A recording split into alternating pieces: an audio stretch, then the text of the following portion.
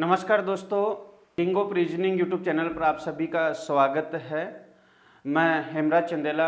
अपन ने जालोर के संदर्भ में बात की थी पहले, तो आज मेवाड़ के संदर्भ में अपन बात करेंगे। दोस्तों, मेवाड़ में अपन अगर बात करें तो देखो, मेवाड़ में एक शासक जिसको पढ़ा जाता है रावल रतन सिंह, 1301 से लेकर 1301 से 1303 के बीच में मेवाड़ का शासक जो बना था वो रावल रतन सिंह था। इस रावल रतन सिंह की अगर अपन बात करें दोस्तों, मेवाड़ में 1301 से 1303 के बीच जो मेवाड़ का शासक रावल रतन सिंह बना, इस रतन सिंह के जो समकालीन था, इसके समकालीन दिल्ली का बादशाह, समकालीन दिल्ली का जो बादशाह था वो अलाउद्दीन खिलजी था। और समकालीन दिल्ली का बादशाह या सुल्तान कह दो दोस्तों, अलाउद्दीन खिलजी, जिसका शासनकाल 1296 से 1316 तक इसने शासन किया था। इस अलाउद्दीन खिलजी साम्राज्यवादी नीति का आदमी था दोस्तों, ये साम्राज्यवादी नीति का आदमी था और साम्राज्यवादी नीति के तहत इसने मेवाड़ पर आक्रमण किया था। तो अपन बात करें तो देखो, अलाउद्दीन खिलजी ने साम्राज्यवादी नीति के तहत मेवाड़ पर आक्रमण किया। तो ये अलाउद्दीन खिलजी 28 जनवरी 1303 को 28 जनवरी 1303 को दिल्ली से रवाना हुआ था। सेना को साथ लेकर दिल्ली से रवाना हुआ और 26 अगस्त 1303 को चित्तौड़ पर अधिकार कर लिया। इसने चित्तौड़ पर अधिकार किया दोस्तों। इसके बाद अपन बात करें तो ये चित्तौड़ पर जब अधिकार हुआ इसका, तो इसमें देखो मेवाड़ का शासक जो रावल रतन सिंह था, ये रतन सिंह उसके बाद इसमें लड़ता हुआ मारा गया। रतन सिंह मारा गया दोस्तों। इस रतन सिंह के सेनापति जो अपन बात करें तो देखो, रावल रतन सिंह, उसके बाद चाचा जो भतीजे थे रतन सिंह स्वयं लड़ता हुआ मारा गया। और इसके सेनापति गोरा बादल थे। चाचा और भतीजा दो, गोरा और बादल चाचा भतीजे, ये दोनों भी इसमें दोस्तों मारे गए थे। और जब इसमें मारे गए तो उसके बाद इस रतन सिंह की रानी जो पद्मनी थी, रानी पद्मनी ने 1600 महिलाओं के साथ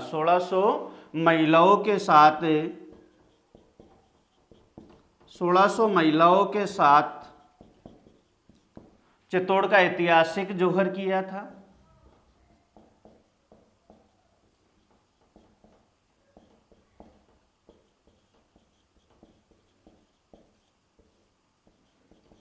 चित्तौड़ का ऐतिहासिक जौहर किया। अब अपन बात करें दोस्तों, इसमें देखो तो रानी पद्मनी जब 1600 महिलाओं के साथ चित्तौड़ का ऐतिहासिक जौहर किया, तो इसमें रतन सिंह लड़ता हुआ मारा गया। सेनापति गोरा और बादल, ये दोनों भी मारे गए थे। पद्मनी ने जौहर किया। तो ये उसके बाद चित्तौड़ का अपन बात करें तो चित्तौड़ का पहला साका जिसको कहा जाता है दोस्तों, उसके बाद चित्तौड़ का पहला साका 1303 में अलाउद्दीन खिलजी के आक्रमण के समय रतन सिंह और रानी पद्मनी के नेतृत्व में हुआ था दोस्तों। इसके बाद जब ये साका जो हुआ, उसके बाद अपन बात करें यहां से, तो यहां से रतन सिंह जब उसके बाद मारा गया दोस्तों, गोरा बादल मारे गए, तो अलाउद्दीन खिलजी का चित्तौड़ पर अधिकार हो गया। और चित्तौड़ पर अधिकार होने के बाद इसमें लगभग 30,000 ऐसा कहा जाता है कि उसके बाद सेना को मार गिराया था अलाउद्दीन खिलजी ने दोस्तों चित्तौड़ में। उसके बाद अलाउद्दीन खिलजी का पूरे तरीके से जब चित्तौड़ पर अधिकार हो गया तो अलाउद्दीन खिलजी चला गया दिल्ली। अलाउद्दीन खिलजी दिल्ली चला गया दोस्तों, दिल्ली चला गया। और इसने जो शासन सौंपा, यहाँ का जो शासन सौंपा था वो इसका बेटा था जिसका नाम था खिजिर खां। शासन जो सौंपा इसने इसके बेटे को सौंपा था और बेटा इसका खिजिर खां था। इस खिजिर खां ने दोस्तों इस चित्तौड़ का नाम बदलकर, खिजिर खां ने चित्तौड़ का नाम बदलकर खिजराबाद रखा था। चित्तौड़ का दूसरा नाम खिजराबाद है दोस्तों, तो इसने नाम बदलकर इसका खिजराबाद रखा था चित्तौड़ का। उसके बाद अलाउद्दीन खिलजी दिल्ली चला गया, शासन खिजर खां को सौंपा। और इसने उसके यहाँ से जो इसका सजीव वर्णन अपने को मिला है, जो सजीव वर्णन मिलता है सजीव वर्णन ये अमीर खुसरो ने अपने को दिया है दोस्तों। अमीर खुसरो, इस अमीर खुसरो ने इसका सजीव वर्णन मतलब आंखोदी का वर्णन किया है दोस्तों इसका। तो जब सजीव वर्णन के बारे में अमीर खुसरो, इस अमीर खुसरो के दो ग्रंथ थे, इसके दो ग्रंथ थे, जिनमें पहला जो ग्रंथ था खैजाइन उल फतू,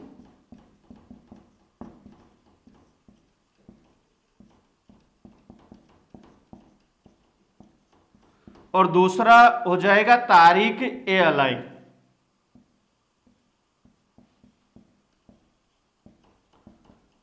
इन दोनों ग्रंथों की अपन बात करें दोस्तों तो अपने को इस बारे में पूरी जानकारी अपने को देते हैं ये।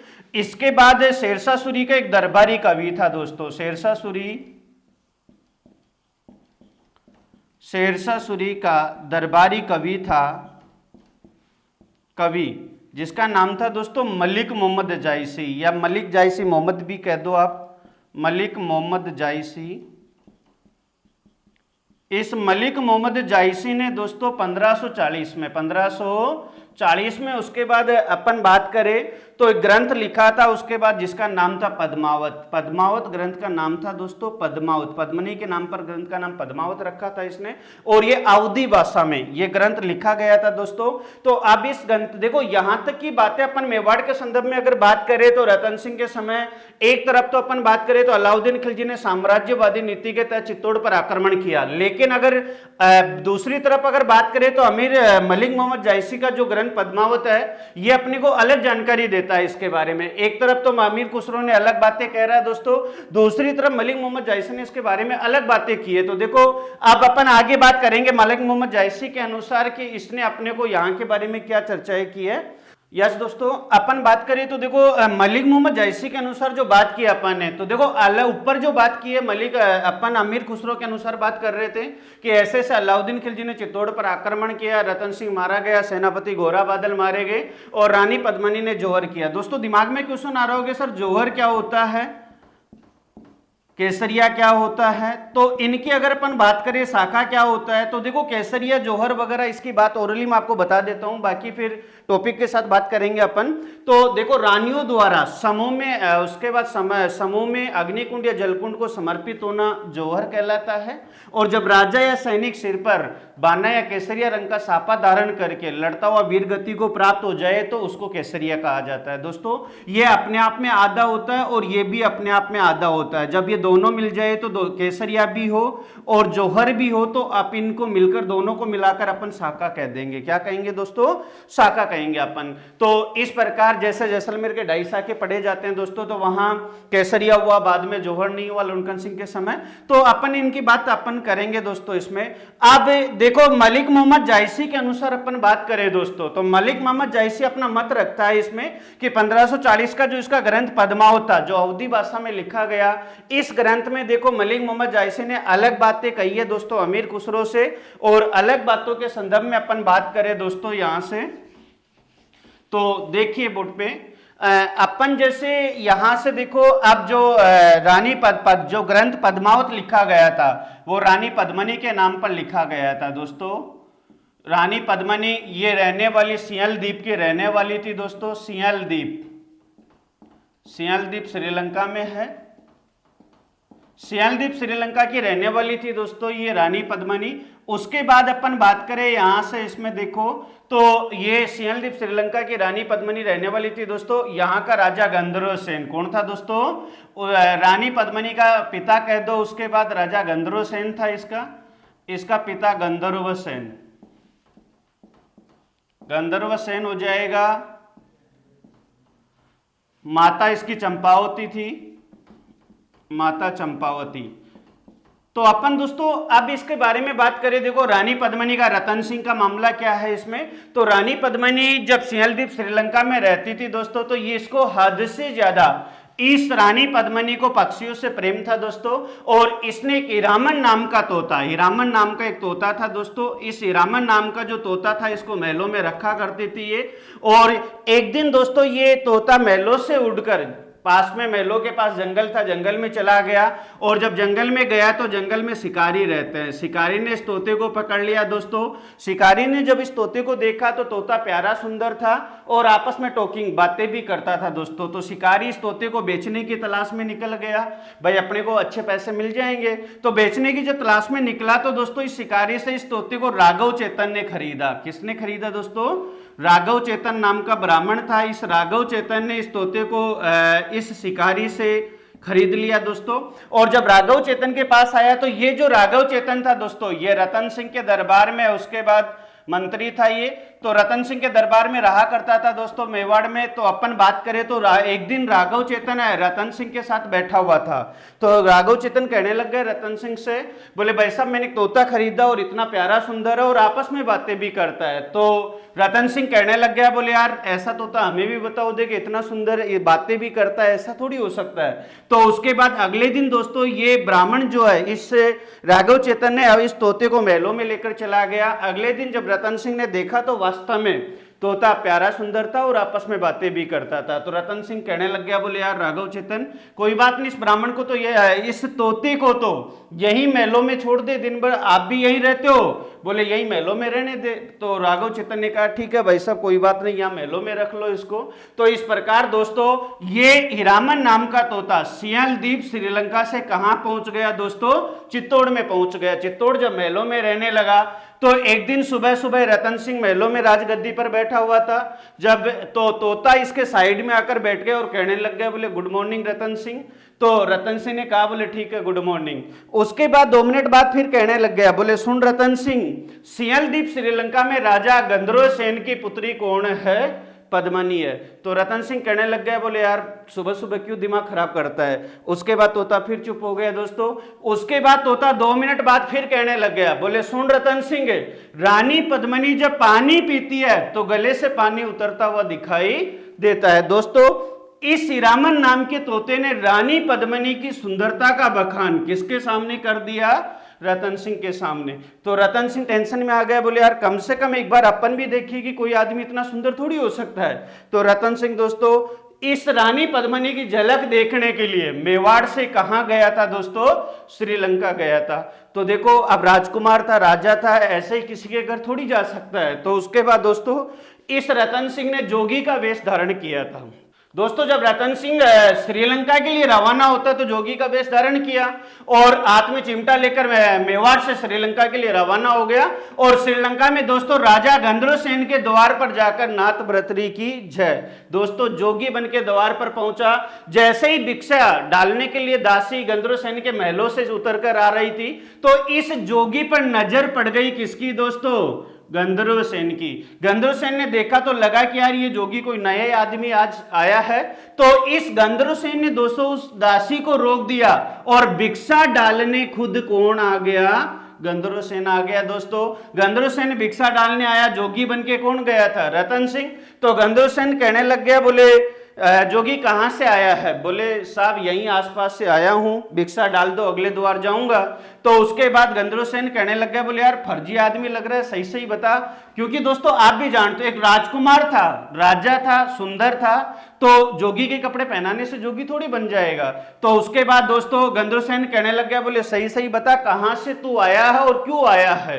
तो उसके बाद दोस्तों रतन सिंह ने सोचा कि यार बताने में फायदा है, अगर नहीं बताएंगे तो ये अगले द्वार भेज देगा भिक्षा डाल के। तो रतन सिंह कहने लग गया, बोले सुनो भाई साहब, मेवाड़ का राजकुमार रतन सिंह हूं और एक हीरामन नाम के तोते ने आपकी पुत्री पद्मनी की सुंदरता का बखान किया है दोस्तों। और मैं इस सुंदरता का बखान सुन के झलक पाने के लिए पद्मनी की कहां गया दोस्तों?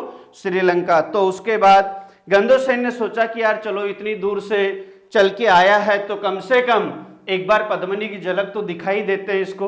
दोस्तों गंधर्व सेन महलों में रतन सिंह को ले गया और जब महलों में ले जाकर बिठा दिया, पद्मनी से कहा बोले चाय पानी की व्यवस्था कर।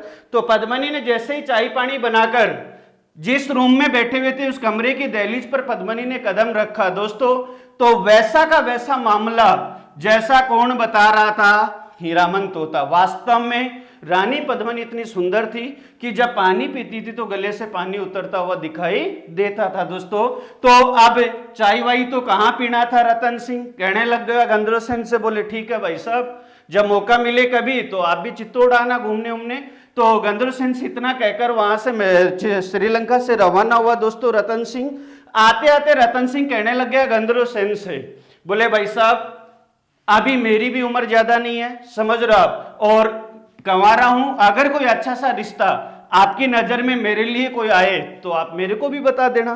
कहने का मतलब ये था दोस्तों कि मैं भी कंवारा और पद्मनी भी कंवारी, मामला बैठे तो बिठा लेना। इतना कह करके दोस्तों श्रीलंका से रतन सिंह आ गया। आने के बाद गंधर्व सेन बैठा बैठा सोचने लगा कि यार जो आदमी एक सुंदरता का नाम सुनकर के उसके बाद वहां श्रीलंका आ गया जोगी का वेश धारण करके राजकुमार, तो पता नहीं शादी के बाद तो कितने अच्छे ढंग से रखेगा। माँ बाप हमेशा बेटी की खुशी चाहते हैं दोस्तों। तो इस गंधर्व सेन ने इस पद्मनी का विवाह किसके साथ कर दिया दोस्तों? रतन सिंह के साथ विवाह कर दिया। और विवाह करने के बाद दोस्तों पद्मनी कहाँ आ गई? चित्तौड़ महलों में रहने लगी दोस्तों। रहने के बाद कुछ समय बाद इस राघव चेतन के और रतन सिंह के आपस में बिगड़ गई दोस्तों। तो ये राघव चेतन नॉन स्टॉपेज अलाउद्दीन खिलजी के दरबार में दिल्ली चला गया दोस्तों। और दिल्ली जाकर के उसके बाद अलाउद्दीन खिलजी से कहने लगा, बोले साहब क्या हालचाल है? बोले साहब बढ़िया है। बोले हालचाल तो मेवाड़ के रतन सिंह के है। तो अलाउद्दीन खिलजी कहने लगा, बोले ऐसा क्या मामला है? बोले साहब इस राघव चेतन नाम के ब्राह्मण ने इस अलाउद्दीन खिलजी के सामने रानी पद्मनी की सुंदरता का बखान कर दिया दोस्तों। तो अब टेंशन में कौन आ गया? अलाउद्दीन खिलजी। अलाउद्दीन खिलजी ने भी सोचा कि यार इतनी सुंदर कोई थोड़ी हो सकता है। तो डाउट राघव चेतन पर हुआ कि कहीं झूठ बोल रहा होगा, फेंक रहा होगा। तो दोस्तों अलाउद्दीन खिलजी भी झलक पाने के लिए पद्मनी की दोस्तों दिल्ली से कहां आए थे? चित्तौड़ आए थे। तो देखो अब मामला क्या होता है दोस्तों। दिल्ली से जब अलाउद्दीन खिलजी चित्तौड़ आया तो चित्तौड़ महलों में आया तो रतन सिंह बैठा हुआ था। रतन सिंह से कहने लग गया, बोले भाई साहब मैडम पद्मनी की झलक दिखा दो। तो रतन सिंह कहने लग गए, बोले भाई साहब कोई झलक वलक नहीं है, बोले वापस रवाना हो जाए यहां से दिल्ली। तो अलाउद्दीन खिलजी कहने लग गए, बोले भाई साहब जब तक आप झलक नहीं दिखाओगे जब तक मैं यहां से महलों से नहीं जाऊंगा। तो उसके बाद दोस्तों आप भी बताओ, अगर आपके घर पे आके अगर कोई ये कहे बोले मैडम की झलक दिखा दो तो क्या दिखा दोगे आप? तो दोस्तों रतन सिंह कहने लग गया, बोले कोई झलक वलक नहीं, रवाना हो जाए यहां से। तो दोस्तों उसके बाद ये रतन सिंह जब कहा तो अलाउद्दीन खिलजी जिद करके महलों में बैठ गया दोस्तों। जिद करने के बाद इस रतन सिंह ने इस रानी पद्मनी का आईने या दर्पण में उसके बाद झलक दिखाया था दोस्तों। जब झलक देखा तो वैसा का वैसा मामला जैसा कौन बता रहा था? राघव चेतन। वास्तव में पद्मनी सुंदर थी दोस्तों। अलाउद्दीन खिलजी वापस लौटकर दिल्ली आ गया और दिल्ली आकर के सेना को तैयार किया और सेना को साथ लेकर वापस चित्तौड़ के लिए रवाना हो गया दोस्तों। अब सुनो, अमीर खुसरो ये कहता है कि साहब साम्राज्यवादी नीति के तहत अलाउद्दीन खिलजी ने चित्तौड़ पर आक्रमण किया, जबकि मलिक मोहम्मद जायसी ये कहता है कि साहब रानी पद्मनी की सुंदरता की वजह से मामला आया था। तो दोस्तों दोनों में मामला जो है तो यहां से जब पद्मनी जब अलाउद्दीन खिलजी दिल्ली से आता है दोस्तों सेना को साथ लेकर, तो आक्रमण तो किया था, जबकि अमीर खुसरो ने अलग कहानी कही है दोस्तों कि अलाउद्दीन खिलजी आया था, रतन सिंह मारा गया था, सेनापति गोरा बादल मारे गए और पद्मनी ने जौहर किया था। तो यहां मामला कुछ और है दोस्तों। मलिक मोहम्मद जायसी ये कहता है कि साहब आया था, आक्रमण किया था, लेकिन देखो इस अलाउद्दीन खिलजी ने चित्तौड़ पर आक्रमण रानी पद्मनी को पाने के लिए किया था दोस्तों। तो अगर रानी पद्मनी को पाना है तो सलामत किसको रखना पड़ेगा दोस्तों? रतन सिंह को, क्योंकि अगर रतन सिंह को मारेगा तो पद्मनी जोहर करेगी। तो इसने दोस्तों यहां से आक्रमण किया और रतन सिंह को बंदी बना लिया। रतन सिंह को बंदी बनाकर दोस्तों चित्तौड़ से दिल्ली ले गया और जाते जाते मैडम से कह गया, बोले मैडम मिलना हो तो कहां आ जाना? दिल्ली आ जाना। तो दोस्तों देखो उसके बाद अब रानी पद्मनी रतन सिंह के बिना नहीं रह सकती थी। तो यहां से पद्मनी ने उसके बाद दोस्तों देखो पद्मनी सुंदर थी लेकिन बुद्धिशील लड़की थी दोस्तों ये। तो इसने पद्मनी ने 1600 पुरुषों को महिलाओं के वेश में साथ लेकर चित्तौड़ से दिल्ली दरबार गई थी दोस्तों। जब दिल्ली दरबार पहुंची तो अलाउद्दीन खिलजी बैठा हुआ था। अलाउद्दीन खिलजी कहने लग गए, बोले मैडम आने में दिक्कत तो नहीं हुई इतनी दूर से? तो मैडम कहने लग गए, बोले चाय पानी की व्यवस्था कर, इतनी दूर से चल के आए हम, समझ रहे हो। तो दोस्तों अलाउद्दीन खिलजी जैसे ही पद्मनी ने चाय पानी के लिए कहा, अलाउद्दीन खिलजी खुद ही भक्कर रसोई में चला गया और वो तो उधर बिजी हो गया। और इधर महलों में अंदर कौन था? रतन सिंह। इस पद्मनी ने इस रतन सिंह को साथ लेकर वहां से फरार हो गए दोस्तों। दिल्ली दरबार यहाँ से भग निकले। जब भग निकले बाद में पता अलाउद्दीन खिलजी को इस बात का पता लगा, तो अलाउद्दीन खिलजी ने पीछा किया दोस्तों। तो पद्मिनी जो 1600 पुरुषों को महिलाओं के वेश में साथ लेकर दिल्ली दरबार गई थी, तो इन पुरुषों ने उसके बाद अलाउद्दीन खिलजी की सेना का सामना किया, और सामना करने पर उसके बाद दोस्तों इससे आगे अपने को कहीं भी इस इतिहास में इस बात की जानकारी नहीं मिलती दोस्तों कि वो ना तो देखो श्रीलंका गए, वहां जाते तो जानकारी मिलती, ना वापस चित्तौड़ आए, चित्तौड़ आते तो भी अपने को जानकारी मिलती दोस्तों। तो इस प्रकार देखो मेवाड़ में रतन सिंह की बात की जाती है दोस्तों। रावल रतन सिंह के बारे में अपन ने पढ़ा है। आगे एक एक करके ऐसे मेवाड़ के जो शासक राणा सांगा, कुंभा, प्रताप वगैरह जितने भी है सारे एक एक करके अपन सबकी बातें करेंगे दोस्तों। ज्यादा से ज्यादा सब्सक्राइब करें, शेयर करें, और आपके लिए हम अब जो प्यार प्रेम स्नेह है आपका बना रहे, और हम भी इस प्रकार आगे आपको सब चीजें जितने भी टॉपिक संबंधी बातें हैं, जो भी कमेंट्स में आप प्रॉब्लम हो तो डाल सकते हो, इन सब का सॉल्यूशन हम आपके लिए तत्पर है और आपकी सहायता करेंगे हम दोस्तों।